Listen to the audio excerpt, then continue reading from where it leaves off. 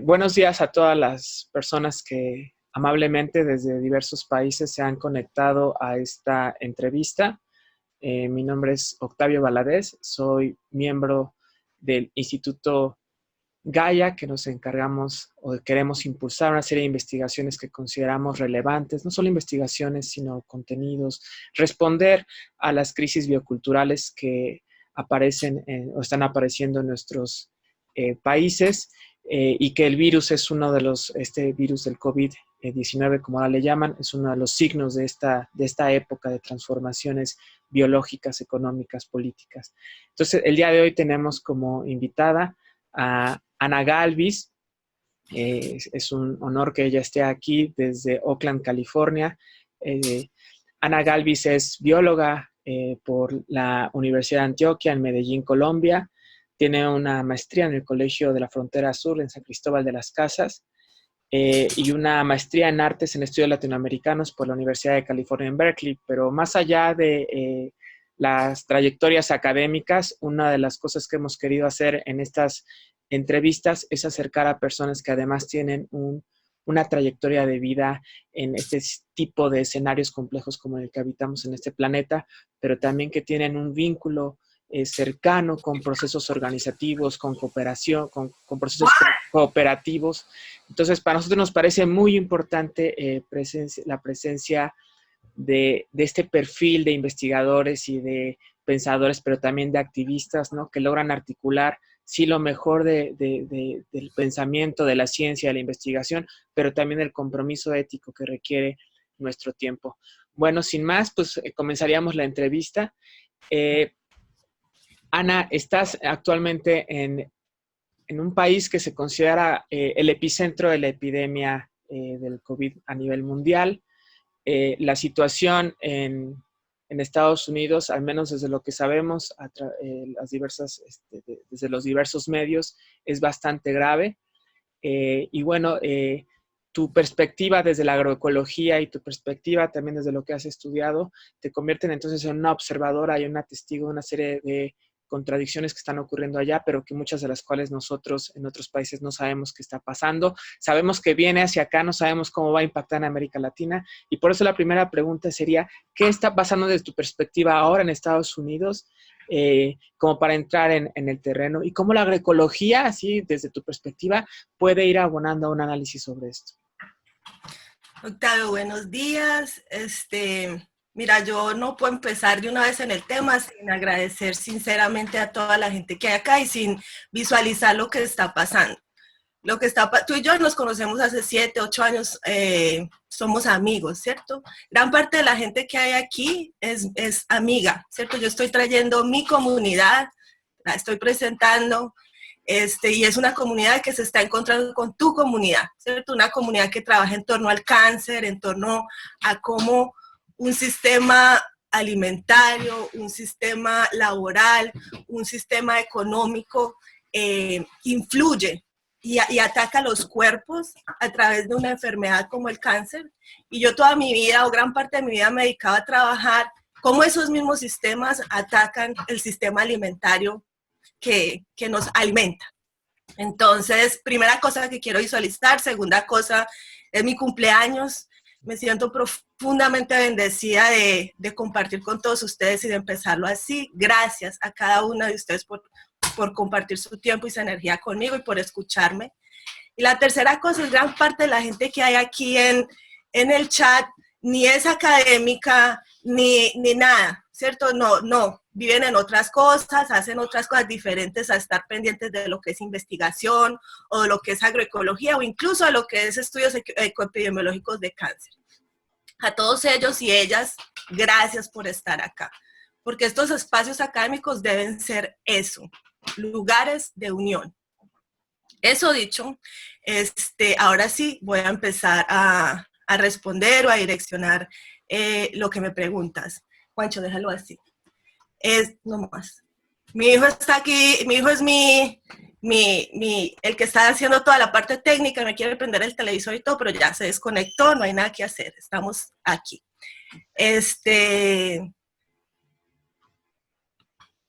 ¿Me pueden escuchar? Sí, sí te escuchamos, Ana, adelante. Ok. Bueno, primero que todo quiero hablar de qué es la agroecología, ¿cierto? No nos vamos con términos técnicos sin aclararlos un poco. Entonces, la agroecología es una rama de la ciencia. O sea, varios autores han dicho que es un término que tiene muchos significados, pero hay tres grandes categorías en las que se ubica. Se ubica como una ciencia, ahorita más adelante elaboro un poco de eso.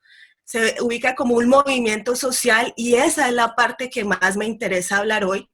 Y se categoriza también como una técnica, ¿cierto? Técnicas que tú implementas en el campo para producir comida. Entonces, vámonos primero con la técnica. Hay muchas formas de producir alimentos. Y esto lo digo porque hay gente de odontología, hay gente de ciencias sociales, hay gente que quizás no sabe tanto sobre eso, entonces vamos a unificar conceptos. Entonces, hay muchas formas de producir alimentos, pero la que es hegemónicamente dominante es una forma que contamina, es una forma que daña los recursos naturales, que utiliza la madre tierra como algo que no está vivo, ¿cierto? Como algo que está ahí para el servicio de los humanos para producir riqueza. Entonces, se basa en monocultivos, se basa en monopolios, se basa en el maltrato a los recursos naturales y a los trabajadores que producen esa comida. Entonces, esa es una de las formas y como les digo, es la que el capitalismo, aquí dice, el capitalismo en la pandemia es la que el capitalismo estimula, ¿cierto? Es la que nos está fallando. A lo largo de la entrevista les iré diciendo cómo en los Estados Unidos nos estamos preparando para que haya escasez de comida, que ya la hay. Eso es una cosa que quiero alertarlos y comunicarlos. O sea, ya la hay. Los medios de comunicación están haciendo todo lo que pueden para suavizarlo, para decir que no, que tranquilos, que nada que ver, que el sistema no nos va a fallar, pero ya está fallando. No sé si bueno, luego les cuento, pero ahorita cómo la gente está reaccionando frente a eso. Entonces, esa es una forma de producir. La siguiente forma de producir ya la llaman orgánica, ¿cierto? Que básicamente trata de direccionar las partes ecológicas de cómo producir el alimento, pero no trata nada sobre la parte social, ¿cierto? Sobre cómo tratar al que produce. Es decir, utiliza inputs orgánicos, utiliza fertilizantes orgánicos, pesticidas orgánicos y tiene modelos empresariales también. Esa es otra forma de producir muy común acá en Estados Unidos, muy común en México también. Gran parte del alimento orgánico que se consume acá en California viene de México. También hay escasez de esos por el problema que hay para pasar las fronteras ahorita.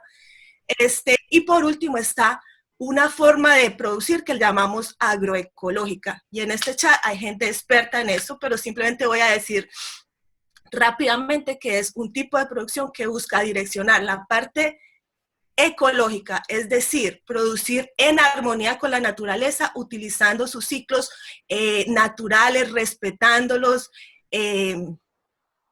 y también en armonía con quien produce. Es decir, es un tipo de agricultura que defiende los derechos de los pequeños agricultores, de las mujeres, de la gente de color. O sea, es una parte más holística que tiene en cuenta tanto la naturaleza como la gente.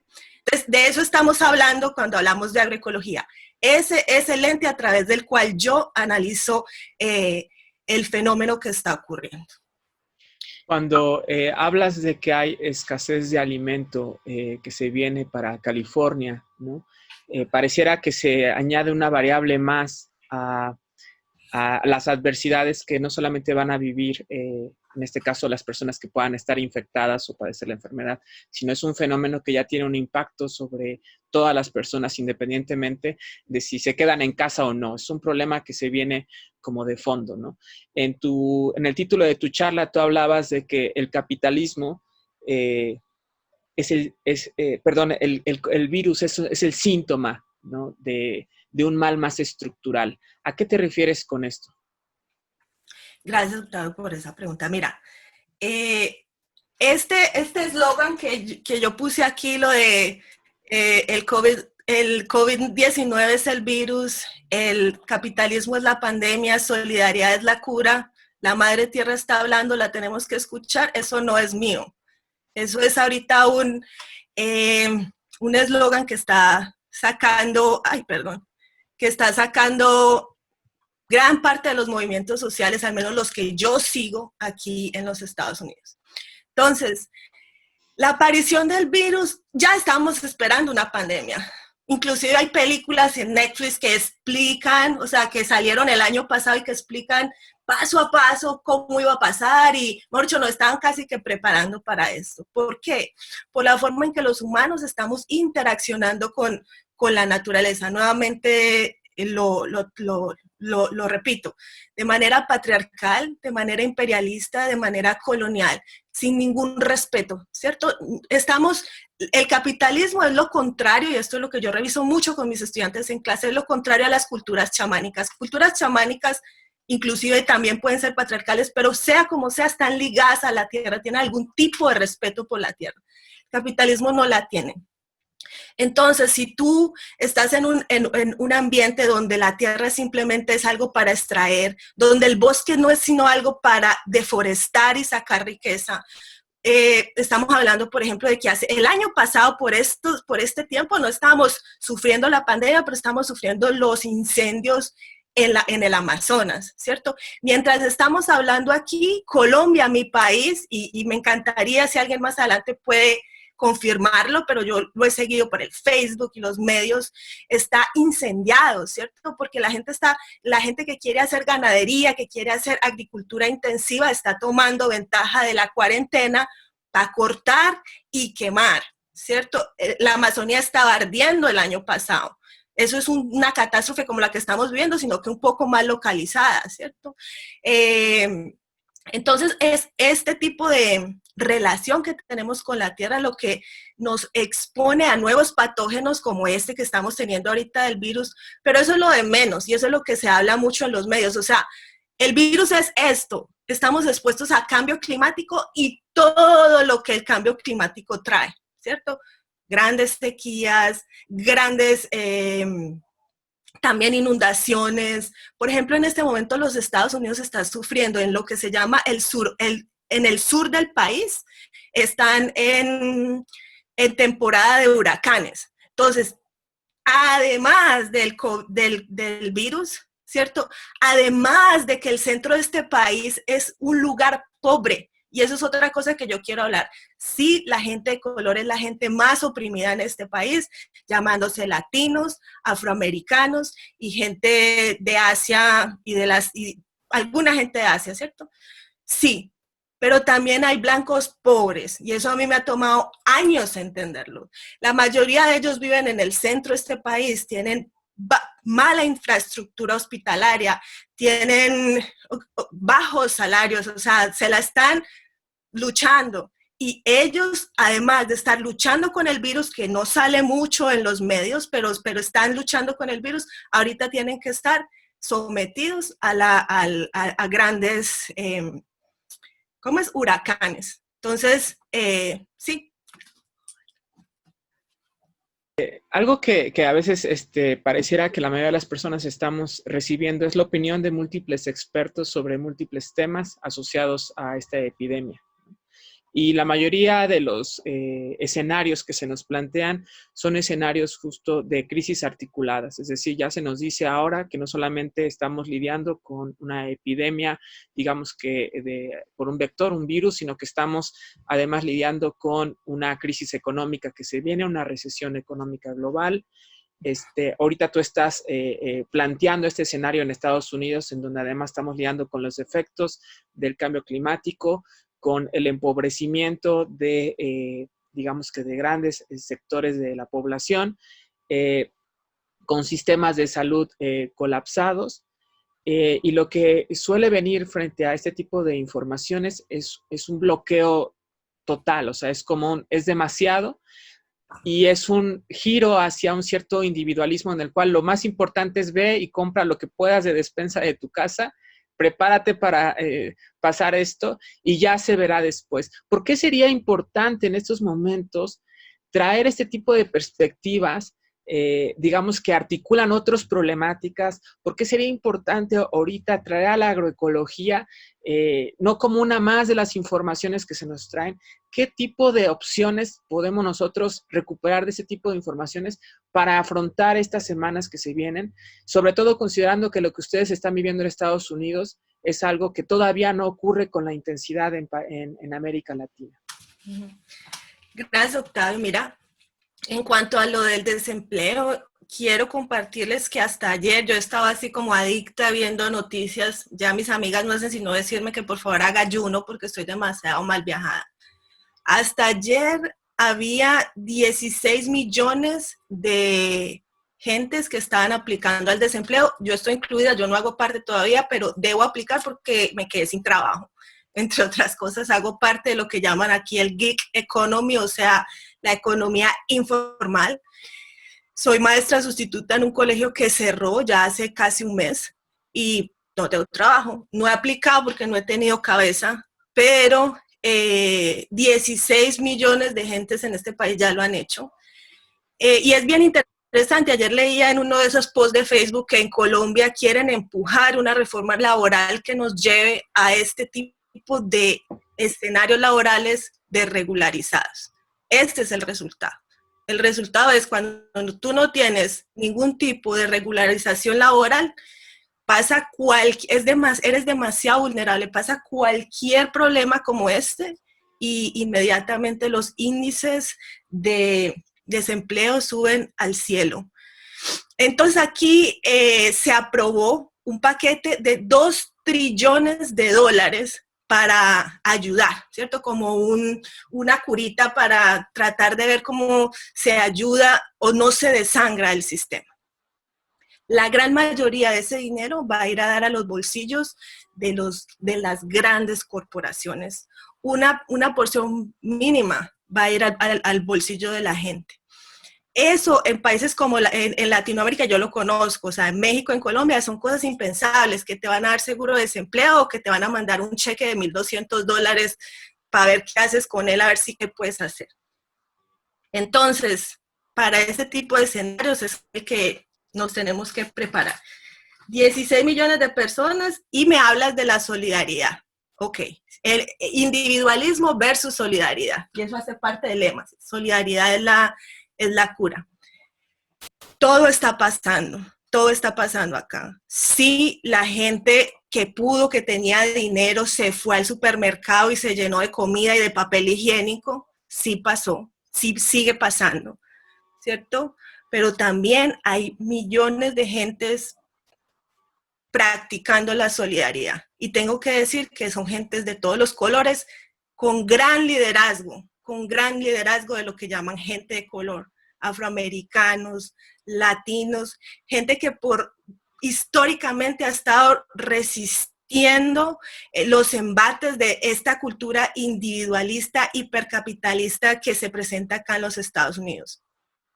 Entonces están construyendo, hay ahorita es que, ¿cómo se llama? Liberation Gardens, no me acuerdo cómo se dice, pero es la misma lógica que se utilizó durante la Segunda Guerra Mundial, donde se hacen convites de gente y se van a hacer jardines a los patios de las familias, ¿cierto?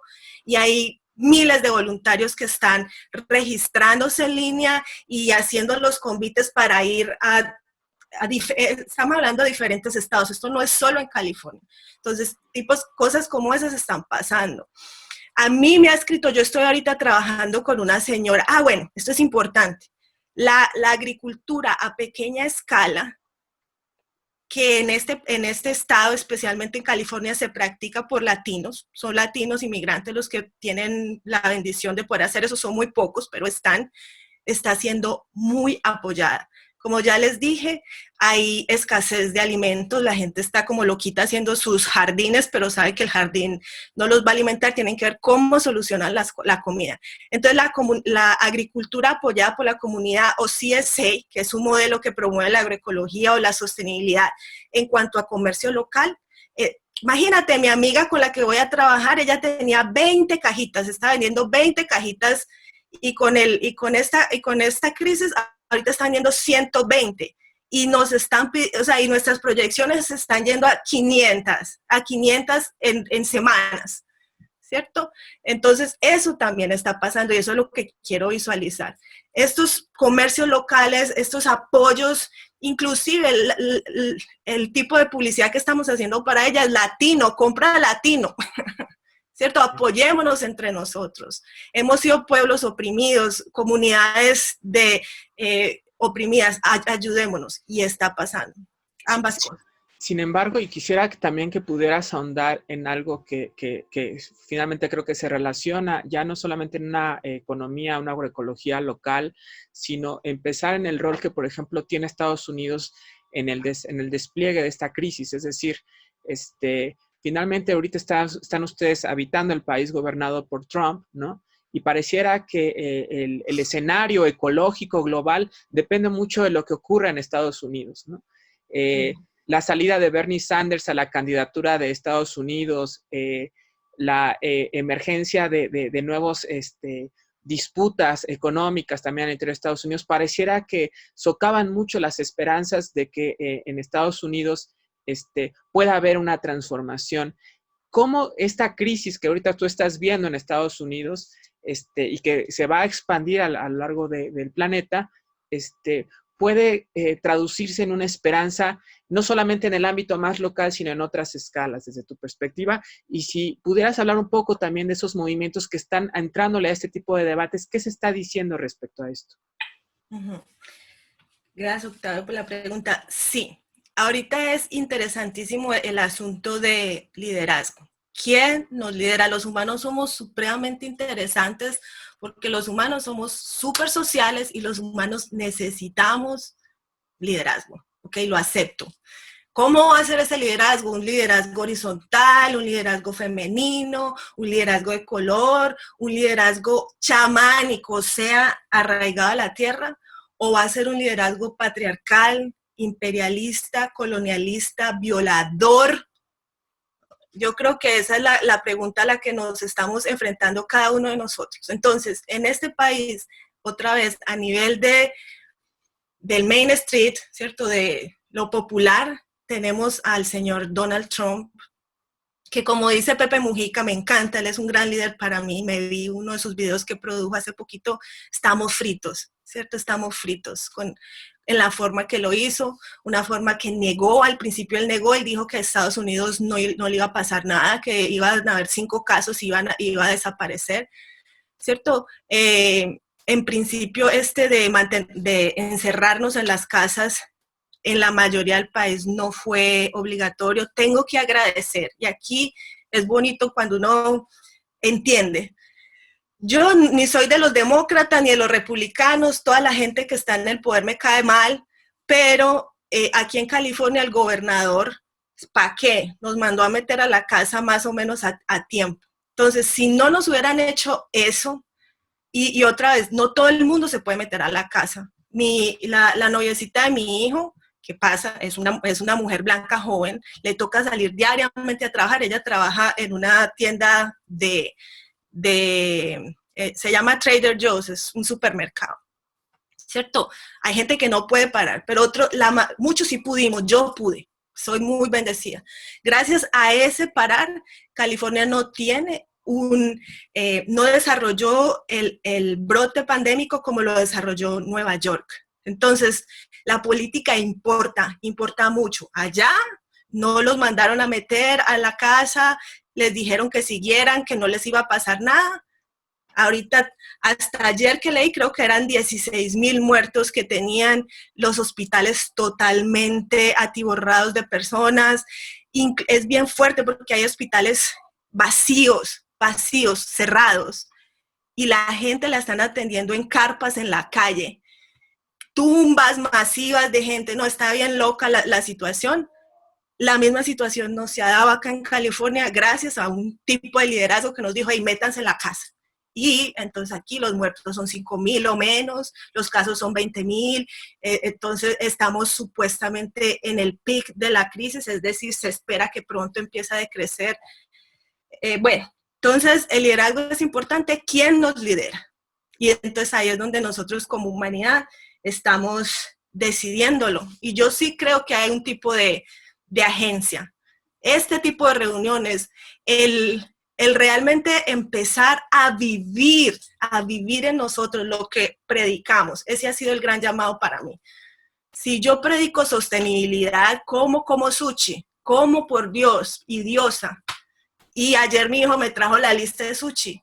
Y yo le decía, no puedo, hijo, eso acaba el mar. Me demoré 38 años de mi vida. 38, 15 hablando de agroecología y sostenibilidad para entenderlo realmente, pero lo entendí. De hecho, sobre eso quería preguntarte, porque el movimiento agroecológico, hasta donde tengo entendido, es un movimiento también que le importa mucho la parte educativa, de cómo, no solamente cómo podemos producir alimentos, sino cómo de algún modo nos relacionamos con el alimento, nos relacionamos con la tierra, nos relacionamos con los ecosistemas. Y ya lleva varias décadas o varios años, pues, trabajando este tipo de movimientos, ¿no? ¿Qué oportunidades hay también, paradójicamente, en esta crisis para contribuir en una transformación de la conciencia que muchos agroecólogos, según tengo entendido, ahorita están viendo como un momento importante, ¿no? Y agroecólogas, pues, pero ¿tú cómo lo ves esto? ¿Es un momento de oportunidad también para esto? ¿Qué alcances tiene este tipo de iniciativas? Ya no a lo mejor para resolver los problemas en todas las escalas, pero sí para contribuir en algún tipo de transformación. Octavio, gracias. Esa es la pregunta.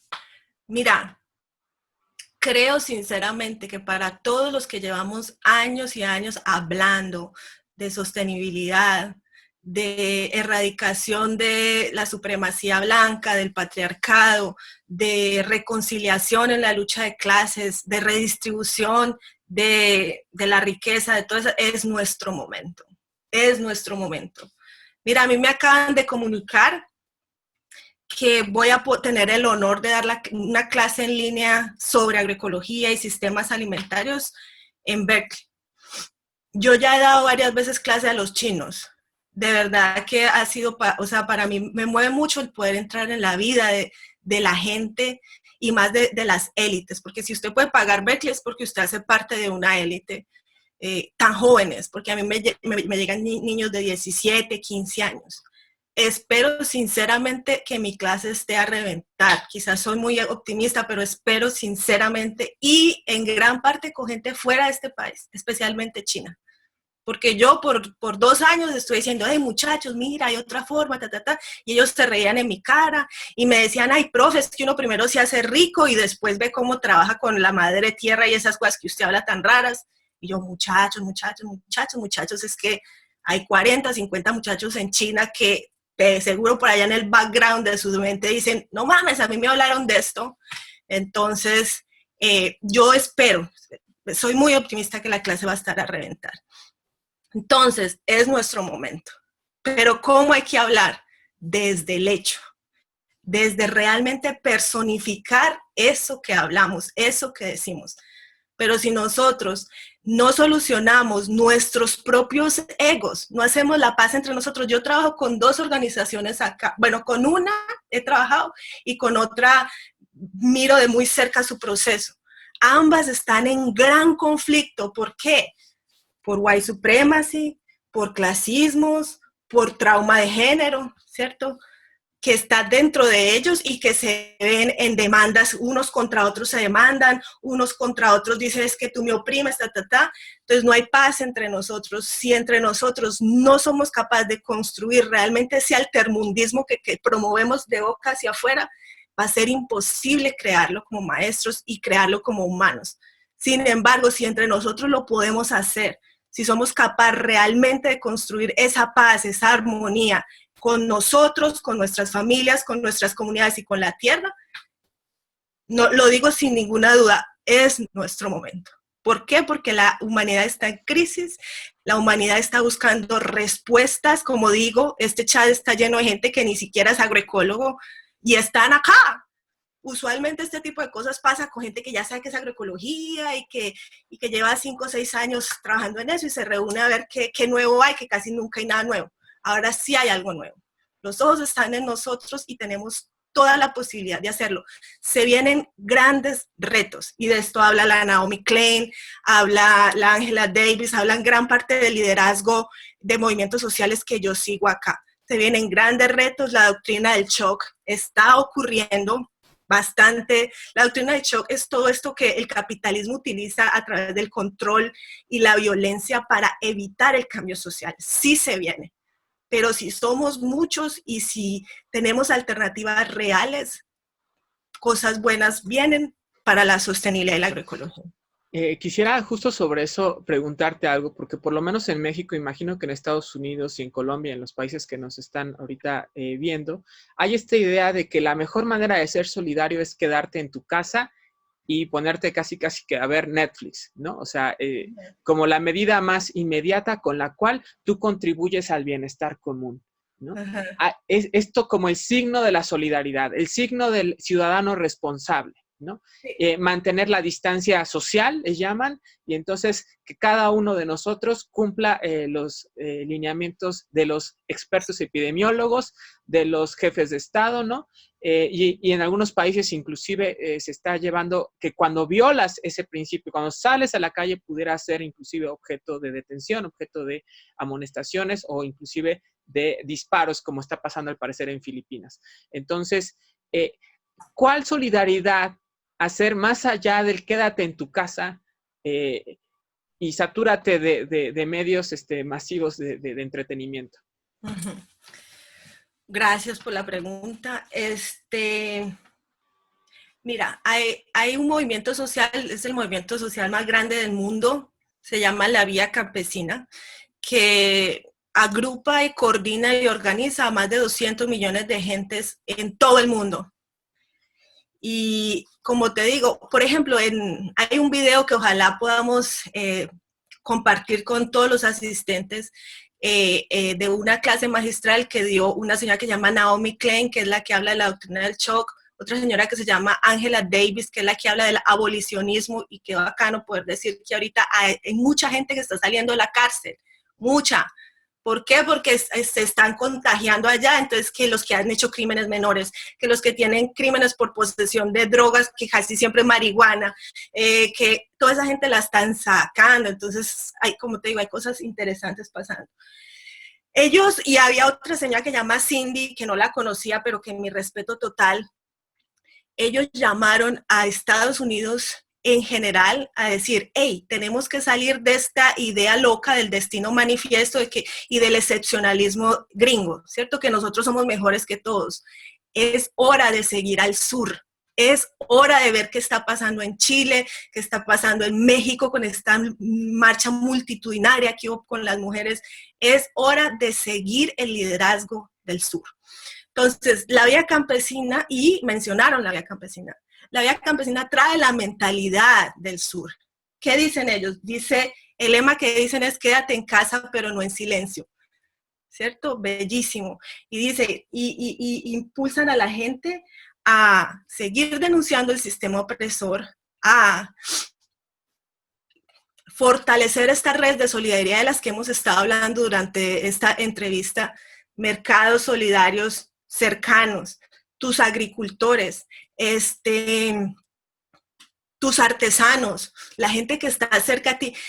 Hacer de esta crisis, como te digo, que va a haber escasez, y ahorita hablamos de escasez de comida, pero creo que va a haber escasez de todo, porque no es secreto para nadie que China manufactura casi todo, o sea, desde las medias, los calzones, las camisas, esta no, porque esta me la regalaron de México, pero otras sí. La gran mayoría de lo que se manufactura viene de China, ¿cierto? Y si empiezan a haber barreras a ellos, a sus mercancías, va a haber corte de todo.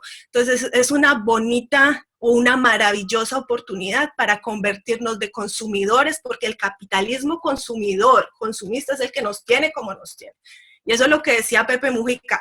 No le echen la culpa a Trump, no le echen la culpa a Bolsonaro. Ellos solo reflejan lo que todos como sociedad estamos viviendo, la exacerbación del capitalismo consumista. Entonces, pasar de este capitalismo consumista a un capitalismo, wow, no sé qué sistema, pero algo productivo, Ahorita hacer tu camisa, hacer tu artesanía, hacer tu champú, hacer tu jabón, hacer tu ensalada desde la siembra hasta comértela, es un acto revolucionario, es un acto hacia la sostenibilidad. Entonces, sí. Para redondear la idea, quedarnos en la casa, otra vez siguiendo esta idea de liderazgo en el sur, es sí, quédate en casa, pero no en silencio. Contrario a quédate en casa y mira Netflix. Para muchas personas, esto es, digamos que la consecuencia, esta epidemia y digamos que algunos inclusive lo ponen como una hecatombe, ¿no? Como una catástrofe que se viene global, es el efecto de el mal que los seres humanos hemos hecho al planeta, ¿no? Y casi como el castigo que merecemos. Inclusive una cierta visión de la ecología, quizás no solo la agroecología, digamos que a veces errada, habría que ver si es eso, pero que de algún modo postula que nuestra especie merece esto. Y que de algún modo lo único que nos queda es competir cada quien por el cachito de vida que nos corresponda, ¿no? Frente a eso, tú hablas de esta solidaridad. Sin embargo, hay una disputa ahorita, hay mucha gente que no está dispuesta a hacer este cambio.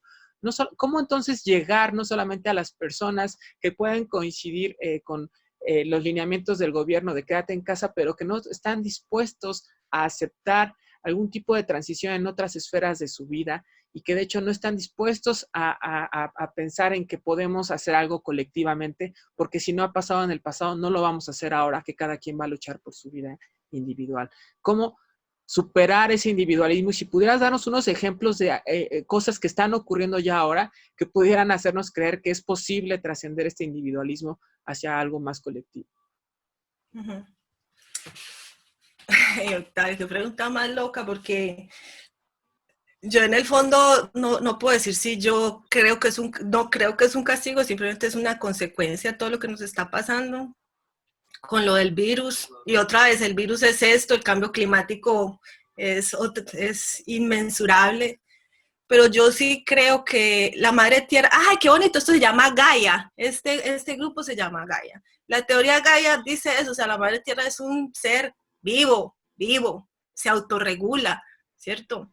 Yo tengo mi teoría que siente y tiene emociones y toda la cosa. Claro, somos tierra que vivirá, nosotros somos tierra.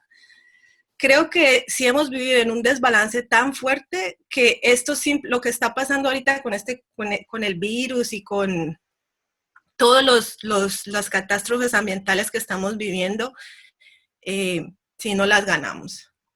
Y como humanidad, ¿cierto? Con este capitalismo imperialista, colonial, que hemos tenido por los pasados 2000 años, ¿cierto? Exacerbados en los últimos 500.000 años. 500 o 1000 años. Entonces, sí, estuvimos en desbalance, ahorita estamos viendo eso que trae. Ahora, que eso sea como tenemos que vivir y que la aniquilación sea la única puerta es falso. Y voy a ilustrar con un ejemplo más o menos los cambios que hay acá. Yo vivo en una cooperativa, algunos de ustedes conocen mi casa.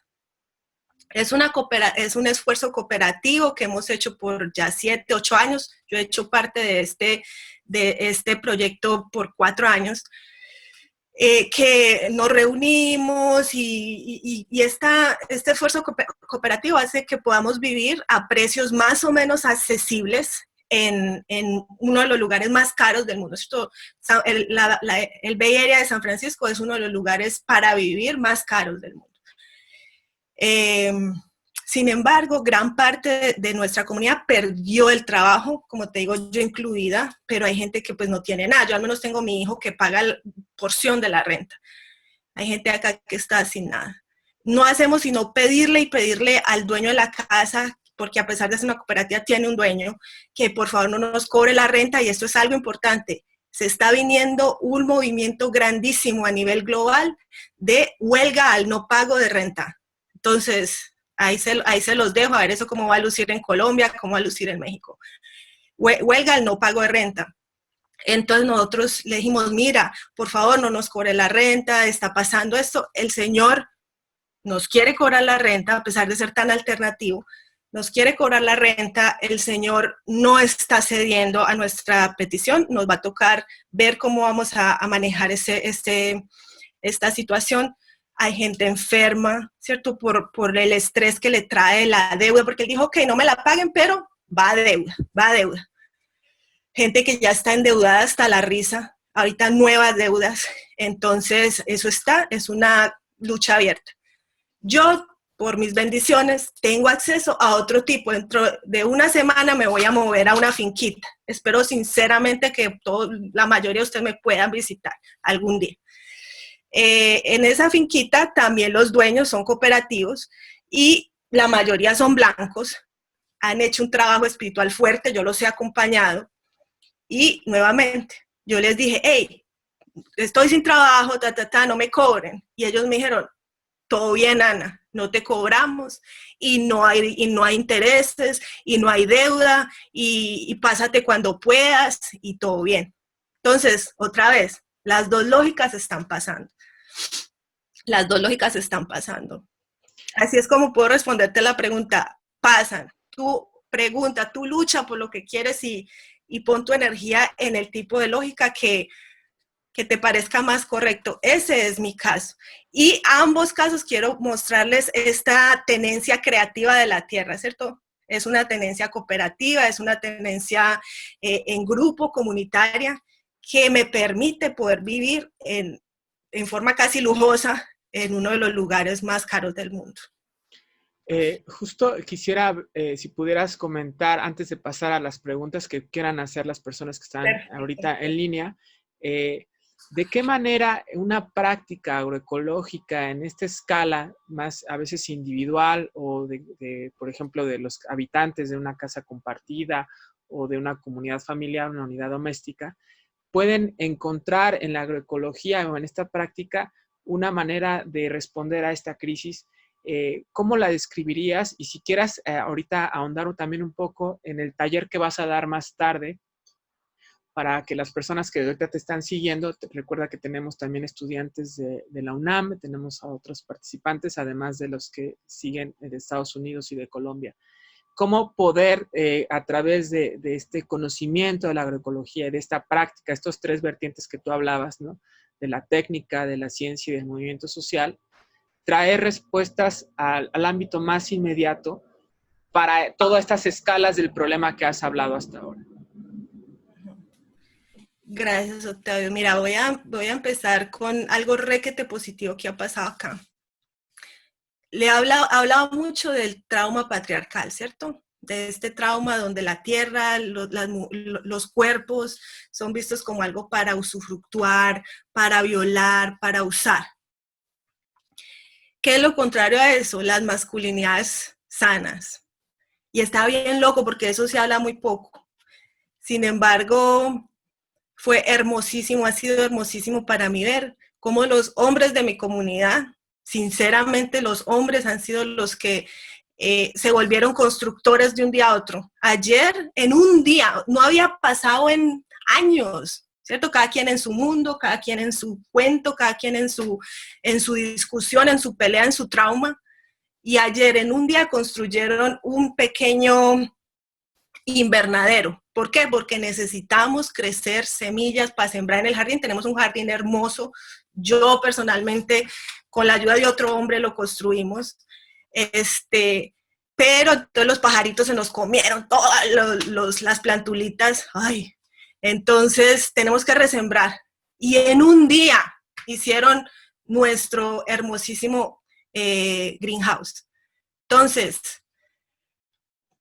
¿cómo la agroecología trae respuestas? Eso es. Y es bien, y aquí no es la agroecología, es cierto, como forma de producir comida, sino como forma de sanar traumas ancestrales que estaban, y no pongamos agroecología, como la agroecología también tiene la parte de justicia y soberanía alimentaria, en esa parte es donde viene la sanación de trauma.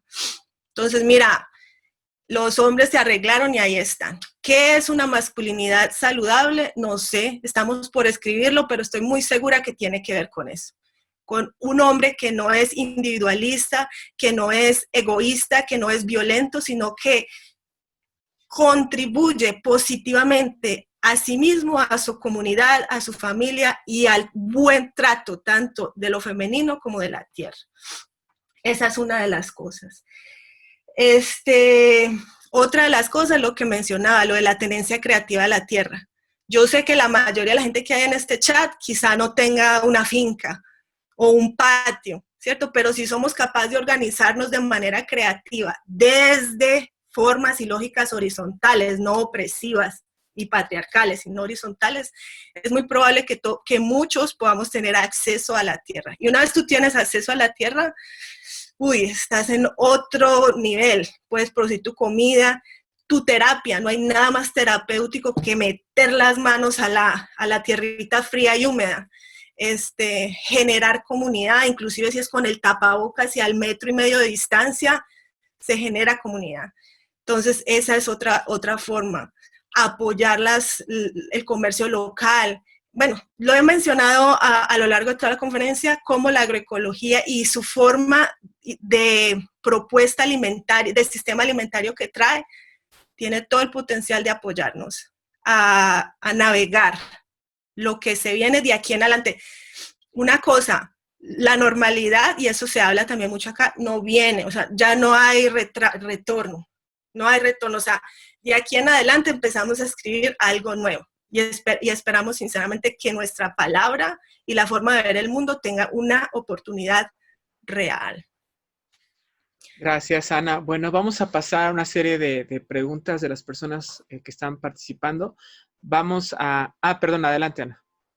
¿Quieres decir algo? Sí, quiero decir algo porque ustedes no saben yo cuánto preparé esta conferencia. Tengo un guión que me demoré años, años estudiando para poderlo hacer, pero días para poderlo poner junto. No sabemos de dónde viene el virus, ¿cierto? Se cree que fue y esto es importante para visualizar lo de las falsas soluciones que nos habla Pablo Freire en su pedagogía del oprimido. ¿Qué es una falsa solución? Y esta es mi teoría. Y puede ser falsa, ¿cierto? Pero aquí se las comparto. Yo tengo la oportunidad de trabajar acá en Estados Unidos con gente dedicada a la agricultura y últimamente en los últimos años he entrado en contacto con gente que trabaja en el cannabis. Y uno de mis sueños y proyectos para este grupo es producir un taller que tenga que ver con cannabis y cáncer. Espero poderlo hacer, pero les voy a compartir esto. El cannabis fue aprobado de manera recreativa y medicinal acá en California hace como 2 años. Después de su aprobación, la comunidad agrícola hizo tremenda fiesta porque dijeron, no mames, el cannabis medicinal solo puede ser orgánico, puede ser grandes monocultivos, pero solo puede ser orgánico. Entonces, vamos bien, menos pesticidas, menos fertilizantes, vamos bien. Ok. Después de su aprobación se hizo monopolio, es decir, los pequeños agricultores que tenían su parcelita salieron del mercado y grandes corporaciones, creo que Google y Facebook, no me acuerdo si Facebook o Amazon, empezaron a capitalizar y a monopolizar la producción del sagrado cannabis medicinal. Resulta que el cannabis medicinal utiliza como fertilizante orgánico el guano, ¿ok? Y guano de murciélago. Entonces, no sé si estará ligado o no, en mi cabeza puede ser que sí. Me metí a Alibaba, esa plataforma virtual que trae cosas de la China, y hay 213 productos basados en guano orgánico que están exportando de la China. No sé si hay un ligue entre grandes monocultivos de cannabis medicinal, sobreexplotación de guano y aparición del virus en la población humana. Es posible que lo haya o es posible que no. Pero entonces se los quiero compartir solamente para revisar cómo esa alegría de la comunidad agrícola acá era totalmente vana y falsa. ¿Por qué? Porque no direcciona el monocultivo, no direcciona el monopolio y simplemente repite los vicios del sistema alimentario hegemónico. Entonces ahí se las dejo para que las sigamos pensando. Hágale las preguntas. Bueno, pues abramos el micrófono. Solo les vamos a pedir, por favor, que levanten la manita aquí en la aplicación para que puedan participar. Por favor. ¿Alguien quiere participar? Vamos a permitirles a las personas que puedan abrir su micrófono. Ahí está la Lilian. Adelante, la persona que desee participar, Lilia, solo activa tu micrófono, por favor. Gracias. Sí. Bueno, varias cositas, pues no, es relacionado con lo de la agroecología y la producción orgánica. Son dos cosas totalmente diferentes, porque es que la agroecología está manejando todos los componentes del agroecosistema en todas sus interactuaciones. Entonces, en eso, porque lo único que hace la producción orgánica es manejar los productos químicos. Bueno, en cuanto, yo pienso que el guano, el guano es algo que es el excremento de aves marinas. El de murciélago no es guano, es un excremento de murciélago, no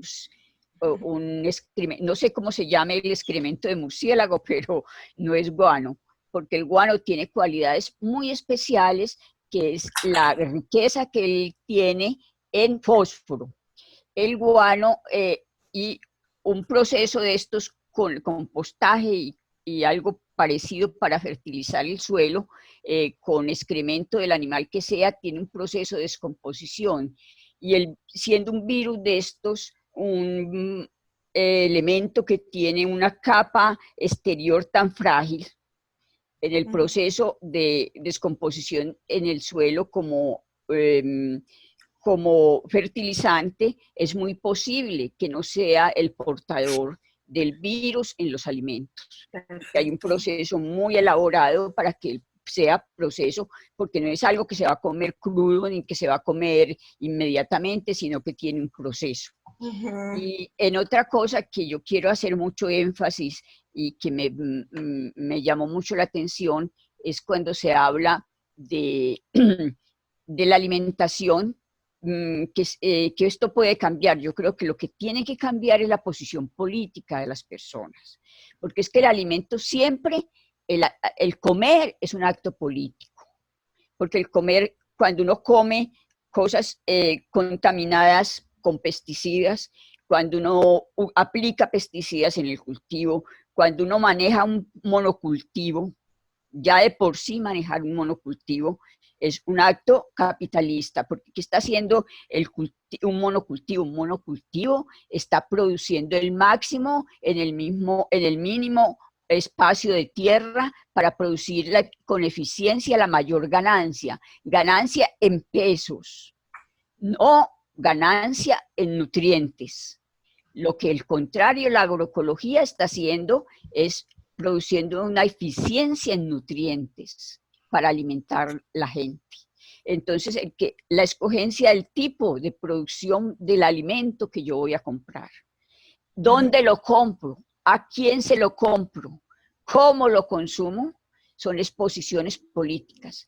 Y esas posiciones políticas están ligadas a las posiciones culturales. No es que la agroecología sea más social, la agroecología lo que es política. Política en el sentido de que es una visión del mundo diferente, de producción solidaria, de producción sostenible, y en eso es política.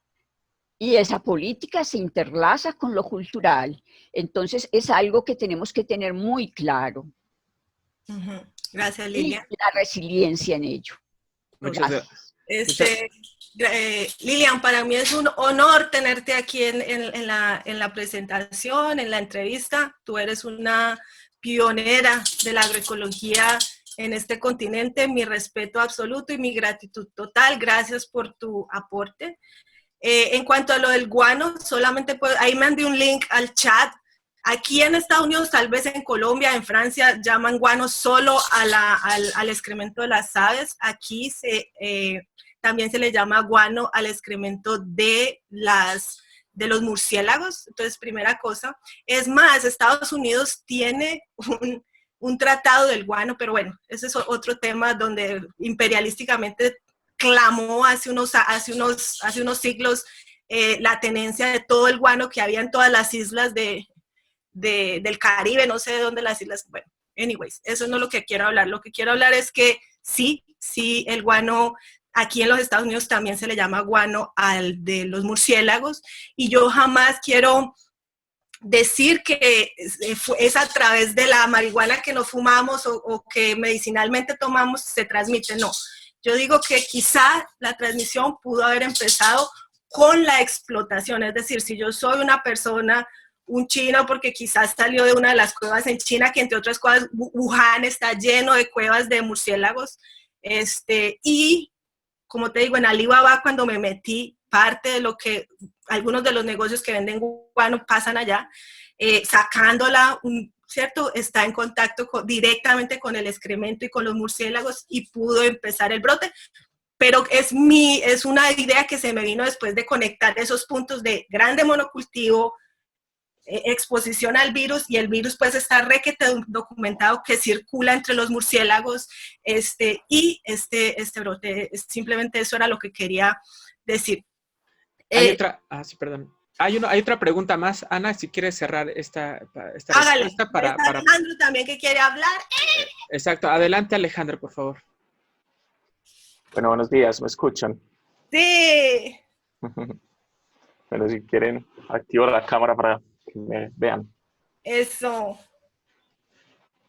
Bueno, Anita, primero felicitaciones pues, por este tipo de iniciativas. Yo creo que eso es lo que estamos necesitando actualmente, y es hablar de estos temas, porque creo que nadie tiene la última palabra respecto a qué va a pasar con toda esta situación. Son muchos los escenarios post-pandemia, pero hay una cosa que es clara, pues, o sea, hay un escenario optimista y hay un escenario pesimista. Tú perteneces a los escenarios optimistas, siempre lo has hecho toda tu vida, y eso te lo reconozco. San Argedón, nunca lo olvides, San Argedón. Pero yo sí soy de los escenarios pesimistas, y de hecho ahorita te referías a Mojica, y Mojica en su intervención fue muy claro diciendo que un optimista es un pesimista mal informado.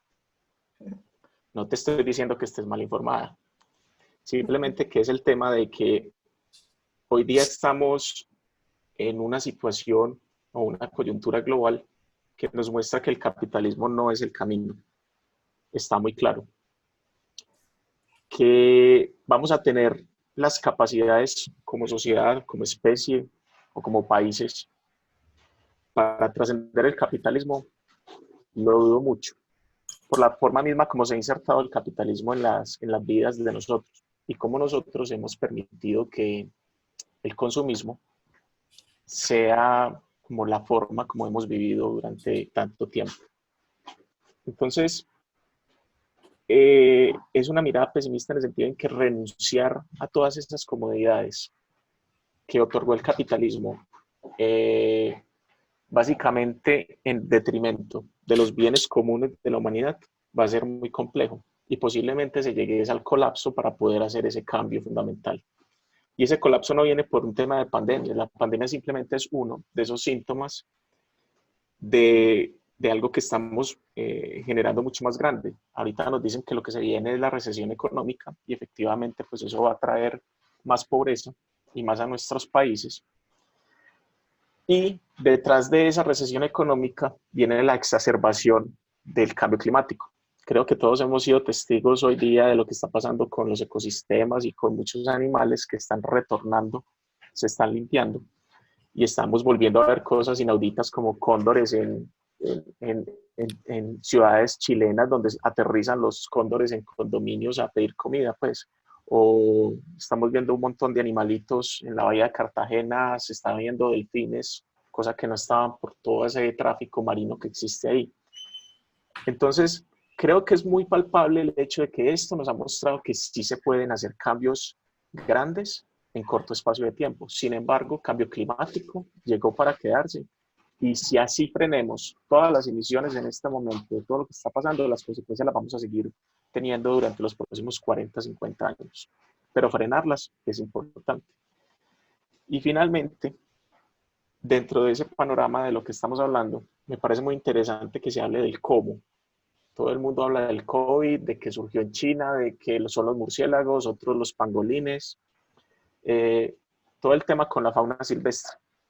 Pero yo me apoyaría más en una teoría que está surgiendo, que es para mí muy interesante, de un personaje que les recomiendo que lean. Ahorita les dejo el enlace. Él se llama Rolf Wallace. Rolf Wallace es un biólogo evolutivo y paleogeógrafo que ha estudiado durante más de 25 años todo el tema de las pandemias que han surgido en los últimos 100 años. ¿Cuál es la conclusión general de Wallace? Que las pandemias que se han generado en los últimos 100 años son fruto o son producto de la agricultura industrial, específicamente del sector de la cría intensiva de animales. Cuando ustedes miran las pandemias que se han generado, todas provienen de tener esa gran cantidad de animales confinados, que es, digamos, que el caldo de cultivo perfecto para que los virus, bacterias y otros microorganismos muten y empiecen a ser patógenos para seres humanos o para los mismos animales. Entonces nosotros vemos, por ejemplo, el H1N1, muy bonito el nombre, pero cuando tú miras qué es el H1N1, es una fiebre porcina o la fiebre aviar, o también tenemos otros virus, y este tema del COVID es la misma historia, es simplemente una modificación o digamos que un primo del SARS, que también es una enfermedad que proviene de esas grandes construcciones industriales de alimentos. Entonces, una de las cosas que nos está mostrando realmente esta pandemia y que van a seguir pasando, porque no van a desmontar todo el tema de la cría intensiva de animales, es eso, que si nosotros vamos a seguir con la cría intensiva de animales a la forma como lo estamos haciendo, no vamos a tener sino un criadero de pandemias que no va a parar. Y esas mutaciones se van a seguir favoreciendo por ese número tan inmenso de animales. Es que hoy día ustedes pueden mirar, por ejemplo, cuántos pollos hay en el planeta, y creo que la cifra está más o menos en 25.000 millones de pollos. O sea, nos superan tranquilamente como en 7-1 por seres humanos. En ganado está, si no estoy mal, como 2.000 millones de cabezas de ganado. O sea, el tema de la cría intensiva de animales es un tema muy delicado. ¿Queremos empezar a hacer cambios como sociedad? No soy muy amigo de esa parte porque me gusta la carne, pero vamos a tener que empezar a consumir carne de una manera menos desproporcionada. Volver, digamos que 1 o 2 generaciones atrás, donde el consumo de carne era una vez al día o 1 o 2 o 3 veces a la semana, donde el pollo era un lujo, y empezar a complementar con dietas más vegetarianas, meterles más vegetales a esto. Si no hacemos eso, como en conjunto de sociedad, va a ser muy difícil que las pandemias dejen de aparecer. Anita, muchas gracias. Simplemente quería hacer esa apreciación frente al tema de Wallace. Los invito a leer a Wallace. Me parece que es un tipo que con 25 años de experiencias en pandemias, creo que lo tengo todavía en el tope de lo que podría ser la teoría del por qué estamos en este tema. Alejo, muchísimas gracias. Para los que están acá de otras comunidades, quiero que sepan que los que están hablando son gente que ha trabajado por años en agroecología en cada uno de sus países. Me encantaría escuchar gente de otros países, y sí, es cierto con lo de la producción de carne. Quiero reportarles de acá de Estados Unidos que plantas de producción de pollo, de carne de vaca y de carne de cerdo, todas ya han presentado brotes del virus entre sus trabajadores, entre otras cosas, porque son de la gente más oprimida y con condiciones laborales más terribles en este país. Casi todos ellos son migrantes o gente de antecedentes muy pobres. Y varias plantas grandísimas, masivas, han sido cerradas. Eso aúna a lo que estamos hablando en cuanto a la escasez de comida. Y sí, redundo con todo lo que dijo Alejandro en cuanto a la producción de carne y cómo está relacionada con pandemias y muchas otras cosas. Entre esas, pues, contaminación de los recursos naturales. el agua. Hay otra pregunta aquí, dice Anayeli Ramírez. Ana mencionó la frase vivir en cooperativa. ¿Podría decir, a grosso modo, cuáles son las características de ese estilo de vida y cuál sería la consecuencia y beneficio más inmediata, o beneficio más inmediato de adoptarlo? Gracias. Bueno, primero yo no soy doctora, entonces Anayeli, ahí te lo regalo ese título. Soy madre, soy mujer, tengo otros títulos mucho más interesantes para mí. Soy migrante. Bueno, ¿cómo vivir en cooperativa o cómo lo he vivido yo acá en los Estados Unidos? Porque aquí realmente fue donde aprendí eso y lo agradezco. Entonces, es como una respuesta al hiperindividualismo, donde tú estás solo y contigo mismo y tienes que pagar tu renta como puedas y conseguir tu comida como puedas solo. Entonces, aquí en lo que yo tengo es un grupo de gente que se une y se organiza. Nosotros, por ejemplo, aquí en esta que vivo, nos reunimos una vez todos los lunes de la vida. Eso es desgastante energéticamente, pero tiene su lado maravilloso.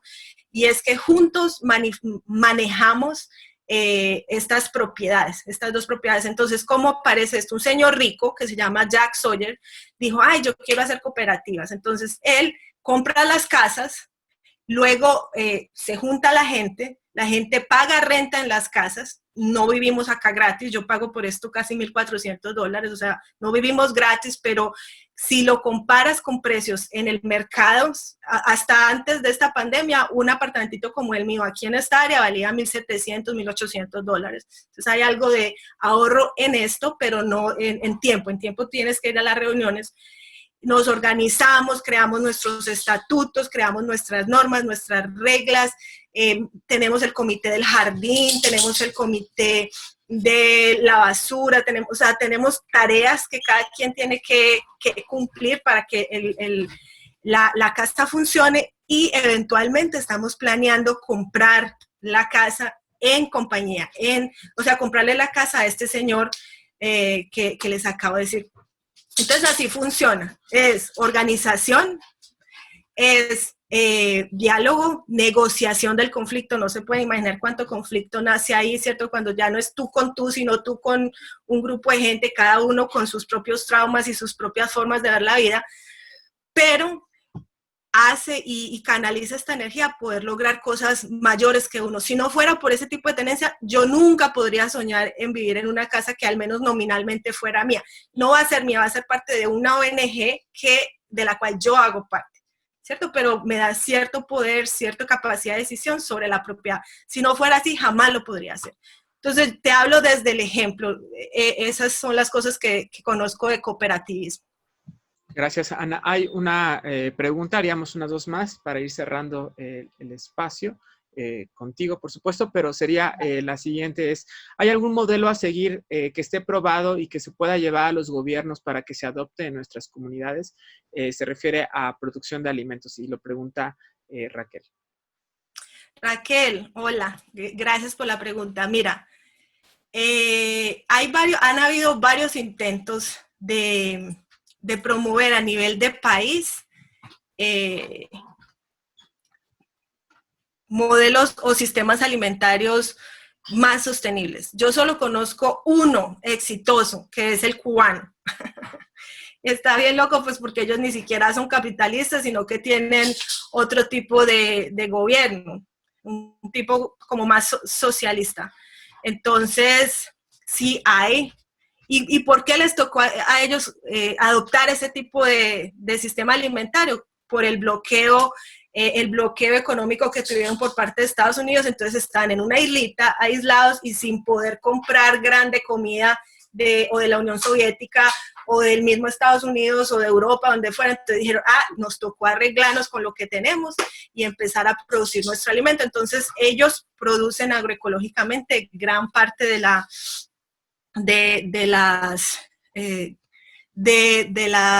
alimento que comen, especialmente los vegetales. Entonces, sí. También a mí llegó la noticia, y esa fue en una clase, una niña que tomó mi clase de Tailandia, Ella es hija de un senador en Tailandia y me explicó su sistema político con reyes y reinas, y yo no entendí muy bien. La cuestión es que el rey, uno de los reyes o príncipes de Tailandia, se expuso al conocimiento de lo de sistemas localizados y pequeños y sostenibles, y a través de leyes y todo eso trató de imponerlo al pueblo. No funcionó tan bien porque ellos sí tenían intercambio comercial con el exterior, y entonces los precios del arroz subieron. Entonces la gente dijo, ¿para qué vas a sembrar lechugas si puedo vender arroz y comprar lechugas, arroz caro y comprar lechugas? Entonces no funcionó tan bien, solo fue adoptado por una pequeña porción de los campesinos. Sin embargo, pues se intentó a nivel de gobierno. Todo esto para decirte que este tipo de sistemas localizados funcionan mejor, y de eso se habla mucho en el mundo agroecológico, a nivel de gobierno local, ¿cierto? A nivel de pueblo, a nivel inclusive de vecindario, o sea, más local. Como dijo Alejandro, yo soy en este sentido, pues hay una gota de optimismo en mi corazón, y de esa gota me quiero agarrar en el hecho de lo que estoy viendo, ¿cierto? Yo estoy viendo un montón de gente en San Francisco, California, que hasta hace un mes hacer su huerta le parecía estúpido, y que en este momento totalmente vendieron las plantulitas en todos los invernaderos a la redonda. Todos están vendidos, las semillas todas están vendidas, los árboles están en gran demanda. Entonces, por alguna razón está pasando, y bueno, a eso me apego. Bueno, Ana, pues vamos a ir cerrando esta entrevista. Simplemente, si pudieras también hablarnos un poco de en qué va a consistir el taller que vas a dar en la tarde, y si quieres también hacer un cierre, un poco a manera también, bueno, es tu cumpleaños, también decirlo, ¿no? Es un momento, además de la historia de la humanidad, en la que hablemos más de 3,000 millones, quizás más, de seres confinados, ¿no? En un momento de crisis de alimento. Hay como la confluencia de muchas cosas en la cual tú emerges con tu palabra, tu testimonio, tu experiencia. ¿Cómo quisiera cerrar? Esa sería esta charla, pero también, ¿qué propuesta tendrías para el taller de la tarde? Gracias. Ana. Ok. Gracias, Octavio. Aquí estoy. Sí, bien, bien. Bueno, el taller de la tarde, ¿qué es? Yo he sido maestra de agricultura urbana por un montón de años. He hecho pocos jardines, pero he hecho.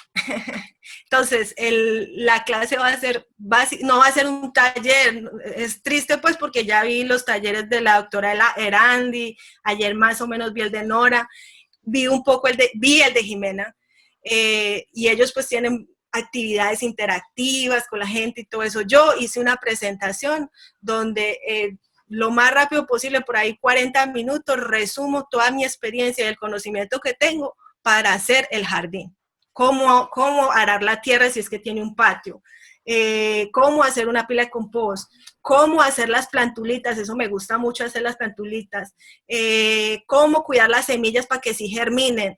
Cosas así. Es sinceramente muy técnico. Voy a tratar de ser lo menos social y todo eso, porque para eso era este momento. Y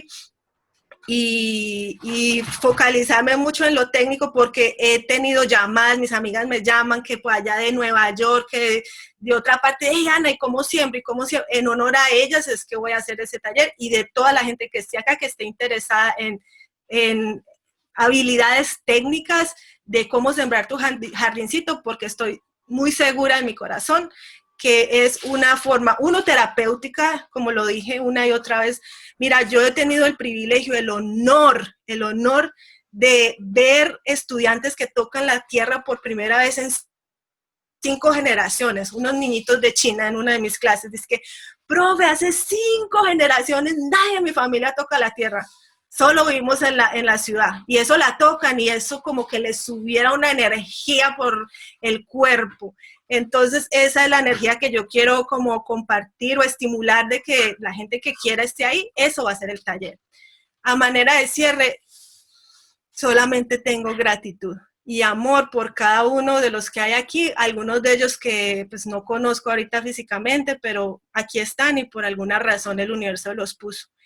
quiero también compartirles algo que tú, Octavio, que también sabes, que yo en Colombia estoy construyendo, y todo el que me conoce sabe porque esa es mi cancioncita desde que soy niña, estoy construyendo una ecoaldea donde quiero enseñar, o quiero abrir un espacio donde se enseñe agriculturas alternativas, donde se enseñe medicinas alternativas y donde se enseñen pedagogías alternativas. Creo que esas tres cosas son supremamente necesarias para construir una sociedad como me gustaría a mí verla, ¿cierto? Una sociedad alternativa. Por alguna razón el universo me dejó poner la primera piedra de lo que va a ser mi casa, una casita en Bareque que estoy construyendo. Es un proyecto que se va a desarrollar. De una vez los invito, espero sinceramente que la próxima reunión sea en persona, muy felices en la casita allá. Y nada, mucho cariño, mucho amor. Y aquí está el lema: el COVID-19 es el virus, el capitalismo consumista, patriarcal, imperialista, racista es la pandemia, solidaridad es la cura. La Madre Tierra sinceramente nos está hablando claro y fuerte y hay que escuchar. Eso es todo. Pues ha sido un placer escucharte, Ana, sobre todo en estos momentos en los que pareciera que, como dicen algunos, el pesimismo es solo lo que puede salir de tanta información, pero quizás no solo de la información podemos sacar un estado de ánimo, sino también de prácticas concretas como la de hacer un jardín en un espacio cooperativo como el que estás ahora. Feliz cumpleaños, Ana, también a todas las personas que nos siguieron, les agradecemos. Vamos a hacer de este espacio un espacio justo de diálogo y de organización, porque algo que creemos es de que nos tenemos que poner en contacto entre diferentes personas en diferentes países para afrontar este reto planetario, para ser creativos y para hallar formas de romper el cerco mental, el cerco del individualismo que nos tiene, creo que a todos en este estado, ya no solamente de exposición a la enfermedad, sino de exposición a la depresión, de exposición a la reproducción de violencias. Entonces es un momento, como dice Ana, de sanación, y creemos que a través del conocimiento, a través de este tipo de entrevistas, podemos hacerlo.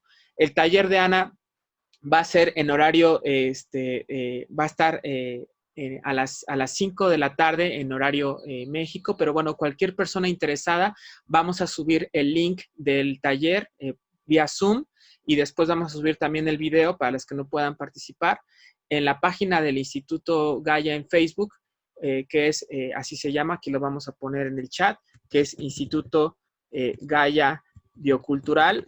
Ese es el nombre que pueden buscarlo, pero también pueden enviarlos un correo. Ahí lo estoy poniendo, institutogaiabiocultural@gmail, en donde les podemos mandar el enlace de este taller y de otros que hemos impulsado, también otras conferencias.